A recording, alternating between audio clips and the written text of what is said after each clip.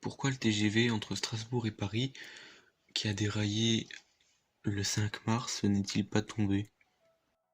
Il faut savoir qu'un TGV est composé avant tout de motrices, deux motrices, une traction, une propulsion, et est composé aussi de voitures.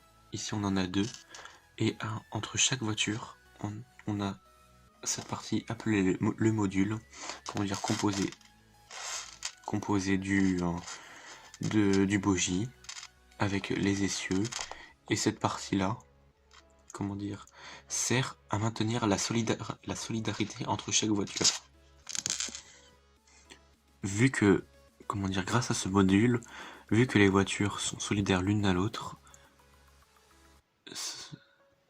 la rame aura donc du mal à tomber.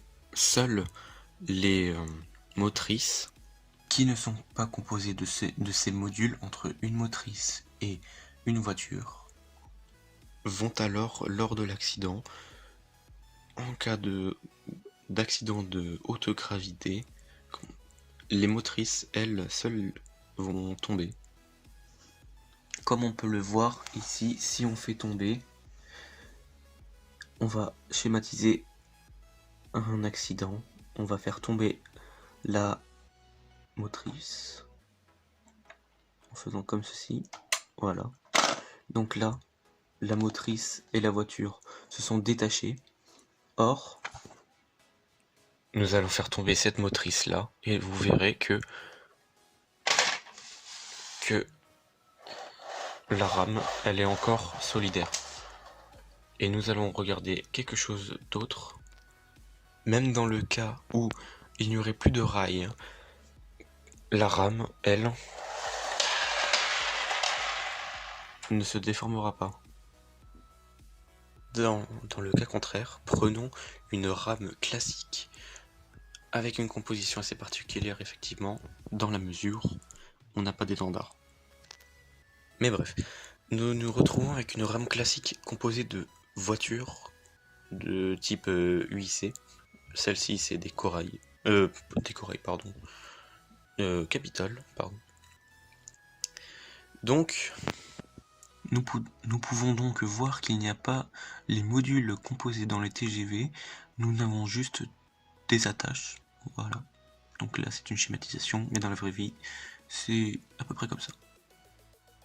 Dans le cas d'un accident, nous allons voir que lorsque, admettons, la motrice ou la locomotive a percuté quelque chose ou a eu un accident tout simplement, nous allons voir que, comme le TGV, la locomotive, elle, va tomber. Or, les voitures, elles, qui ne sont pas composées des modules de TGV, vont ainsi, toujours selon la gravité de l'accident, tomber et ne restent pas solidaires à la rame.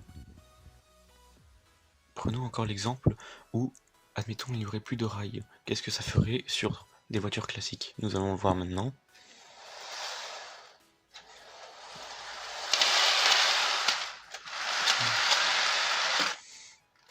Voilà, donc nous voyons, et nous allons faire un schéma, que la rame s'est déformée, et donc est susceptible d'avoir un accident plus grave.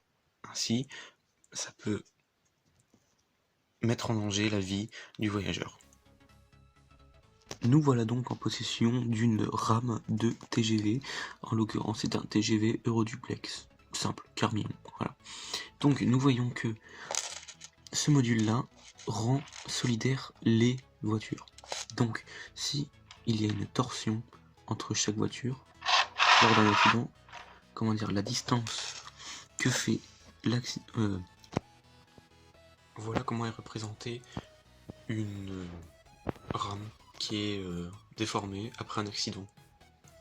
Il faut savoir que ça le fait pour toutes les voitures de TGV. En l'occurrence, là nous avons des voitures de TGV réseau du Thalys. Et la distance que fait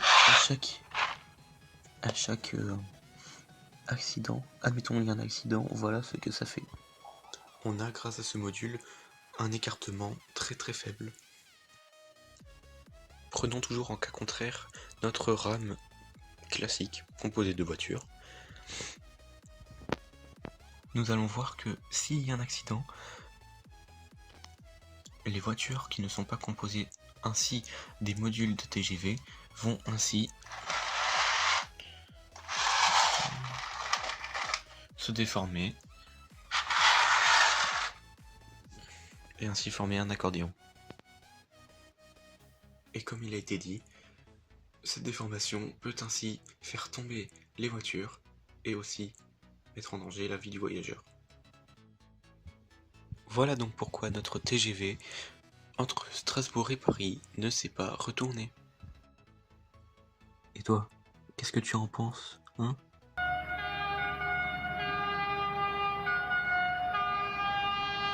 Il dit que tu devrais t'abonner à la chaîne et te lâcher ton plus gros pouce bleu.